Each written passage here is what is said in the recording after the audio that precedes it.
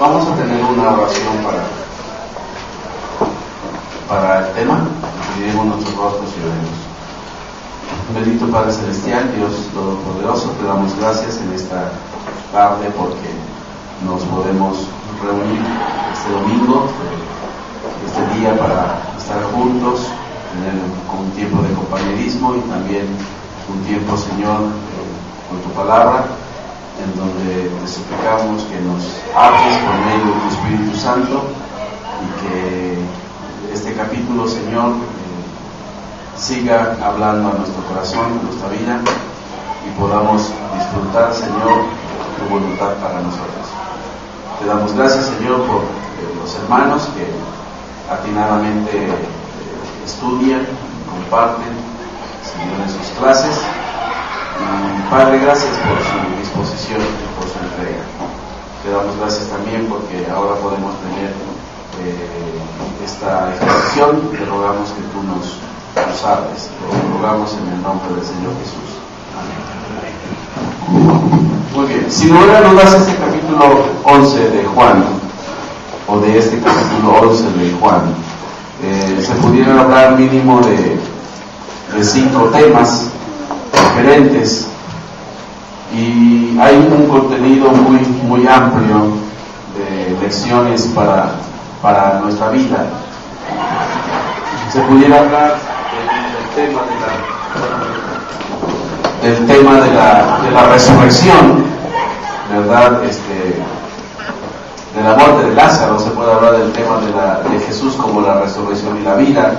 Se puede hablar del tema de que Jesús llora ante la tumba de Lázaro. Se puede hablar del tema del complot de los judíos para asesinar a Jesús. Se puede hablar del tema de la resurrección, ¿verdad? De Lázaro mismo. En fin, se puede hablar de diferentes temas. Y yo quisiera mencionar un poco al final el tema de que el Señor haya llorado ante la tumba de Lázaro. Pero quisiera que saquemos algunas lecciones interesantes antes de eso. Si nosotros nos damos cuenta de esta porción bíblica, vemos un hogar muy especial.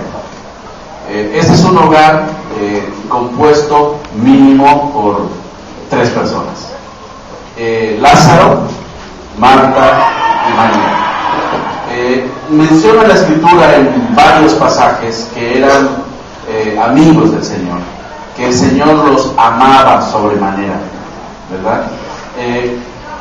Yo pienso que la casa de Lázaro y de Marta y María era una casa refrescante, era una casa en donde existía compañerismo, donde existía paz, donde la gente podía sentirse acogida, ¿no? Yo no sé cuál debe ser el corazón o cómo debe de ser el corazón de Lázaro y Marta particularmente, pero sí el de María se dice y se menciona claramente aquí, que era aquella mujer que con sus cabellos había enjugado los pies del Señor Jesús. Y me habla de una mujer llena de amor y llena de gratitud y adoración hacia la persona del Señor Jesús. Es muy probable que María, o a través de María, Marta y Lázaro pudieron haber conocido al Señor. Así que esa casa era un lugar donde Jesús podía llegar, quizás después de un caminar largo, quizás después de hacer un ministerio fuerte, ¿verdad? Agotador, cansado. Quizás esa casa era la casa donde él podía llegar y sentirse muy cómodo. Ahí una de las personas de la familia ocupada en el desarrollo del servicio, de hacer que el huésped pueda sentirse a gusto, tranquilo, ¿verdad? Y otra de las personas pues con la intención de escuchar y de oír todo lo que emanaba de la boca del Señor Jesús. Y Lázaro quizás allí en el medio. Entonces, sin lugar a dudas, era un hogar, una casa, una familia en donde podía encontrarse un ambiente muy grato. Y eso me hizo reflexionar. ¿Qué es mi hogar? ¿Cómo ¿cómo es mi hogar? ¿Cómo es mi familia? ¿Cómo es mi casa? Mi casa puede ser considerada una casa como esta, en donde el Señor Jesús podía disfrutar de la compañía de esta familia, y la familia poder disfrutar de la presencia del Señor Jesús. ¿Cómo es mi casa? ¿Cómo es su casa? ¿Es una casa dispuesta, hospitalaria? ¿Una casa en donde se puede sentir realmente corazones dispuestos a brindarse a los demás? O sea, a mí me llamó la atención estas cuestiones un poco sociológicas. Y estamos hablando del pueblo cristiano. Y estamos hablando que nos congregamos el domingo en la iglesia. Y estamos hablando que tenemos nuestros estudios en casa. Y que venimos y tenemos la retroalimentación con nuestros grupos. ¿Cómo es nuestra familia? ¿Cómo es nuestro matrimonio? ¿Cómo es nuestro hogar? Ojalá y el Señor nos lleve a cada uno de nosotros a que nuestro corazón sea desafiado para vivir y para ser un hogar en donde la presencia del Señor Jesús pueda ser manifestada. Otra lección que me gustaría mencionar es que en este caso hay una enfermedad, hay un enfermo, y este enfermo tiene nombre propio. Y me llama la atención, Lázaro tiene un nombre propio. Y se acuerda del capítulo 5, había un enfermo. ¿Cuál era la enfermedad que tenía esa persona? Era un paralítico. ¿Se menciona el nombre? ¿No? X. En el capítulo 9 vemos otro enfermo, el ciego. ¿Se menciona su nombre? No. Y sin embargo aquí vemos que se menciona nombre propio, Lázaro. Y eso me hace pensar, ¿se acuerda el capítulo 10 del Evangelio según San Juan, que fue la clase anterior? Mis ovejas oyen mi voz y yo las conozco y me siguen. Y yo las llamo por su nombre. Evidentemente Lázaro, ¿verdad?, era una oveja del Señor, era un creyente. Y qué interesante es ver, todos nos enfermamos. En la vida todos nos enfermamos, creyentes y no creyentes nos enfermamos. La enorme diferencia es que usted es conocida en su enfermedad, ¿por quién? Por el Señor. Y hay una relación muy cercana en el corazón del Señor Jesús para con aquellos sus hijos que atravesamos quizás por alguna situación adversa. Esa es la enorme diferencia, ¿verdad? Enorme diferencia de que el Señor es nuestro pastor y que el Señor conoce cada una de nuestras necesidades personales. Así que y hay otro punto, otra lección que pudiéramos sacar. En el versículo 2 del capítulo 11 se menciona directamente a María.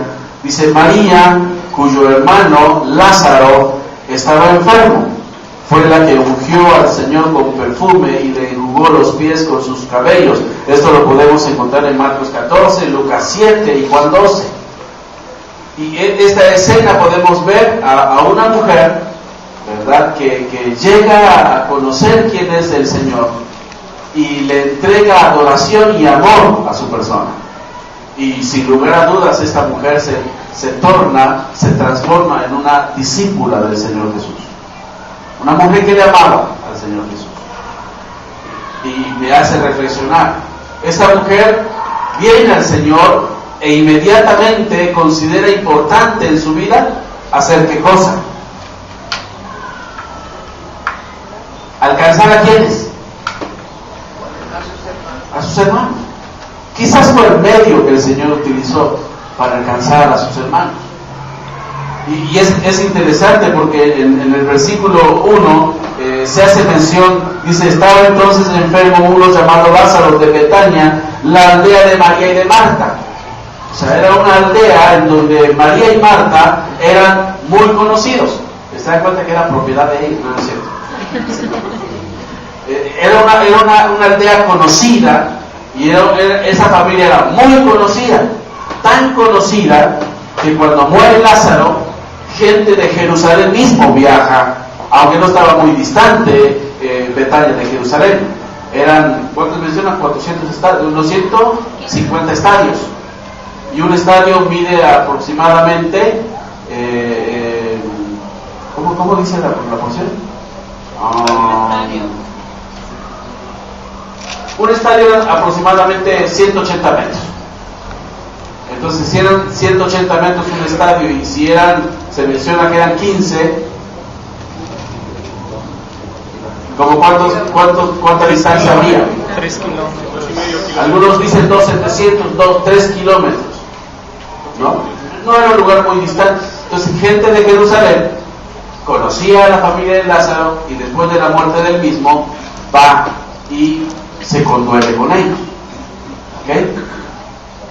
Así que vemos a María interesada porque sus hermanos puedan conocer al Mesías. Otra cosa interesante que quiero compartir en este capítulo son los diferentes adjetivos que Jesús tiene aquí, o a Jesús se le da aquí. ¿Se dio cuenta? Se le menciona como Rabí, una vez en el versículo 8. Se le menciona como Señor, no sé cuántas veces, pero en el versículo 2, versículo 3, versículo 12, 21, 27, 32, 34 y 39, se le menciona el Señor. Y después en el versículo 4 y versículo 27 se le da el adjetivo Hijo de Dios. En el versículo 28 se le menciona como el Maestro. Pero fíjense cómo se le menciona en el versículo 47 y versículo 50.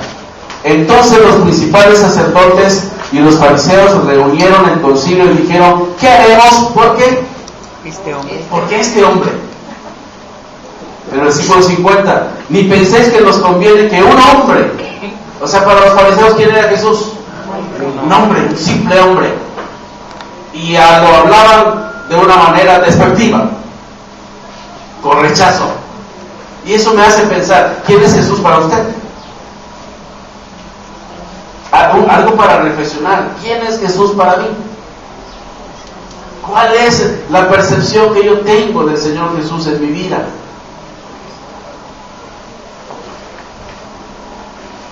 Interesante considerar eso.